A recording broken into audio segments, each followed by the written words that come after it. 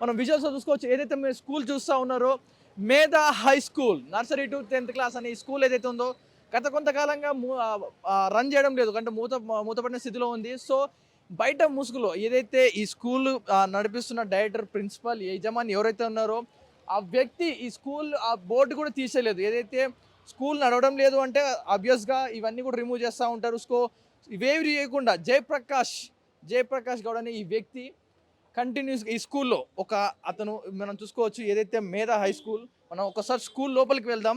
ఈ ఏంది ఈ స్కూల్ లోపలికి ఇట్లా వెళ్తుంటే ఇంత దారుణాలు జరుగుతా ఉంటాయనేది ఎవరికీ తెలీదు. ఇంత సిటీ నడిమధ్యలో ఇంత పబ్లిక్ ఉండే ఏరియాలో చూడండి చుట్టూ కూడా అంత స్కూల్. ఎటు చూసినా పిల్లలు ఆడుకునే స్కూల్‌లో ఇలాంటి ఒక స్కూల్‌ని ఏదైతే వీళ్ళు మత్తుమందు తయారు చేయడానికి ఈ స్కూల్‌ని పెట్టారా? లేకపోతే పెట్టిన మూతబడిన స్కూల్‌లో ఇవన్నీ తయారు చేసిర్రో తెలీదు గానీ, ఒక స్కూల్‌నే వీళ్ళు డ్రగ్స్ తయారీ కేంద్రంగా మార్చుకొని, క్లాస్ రూమ్స్‌నే వీరు ల్యాబొరేటరీస్‌గా మార్చుకొని, ఈ దందా అయితే నడిపిస్తున్నారు. ఆల్ఫాజలం ఏదైతే ఆల్ఫాజలం అనేది కల్తీ కల్లు ఏదైతే కంపౌండ్ కల్లులో వాడితే పదార్థం దీన్ని నిషేధితంగా కూడా వాడుతా ఉన్నారు. దీన్నైతే బ్యాన్ చేయడం జరిగింది కంప్లీట్‌గా.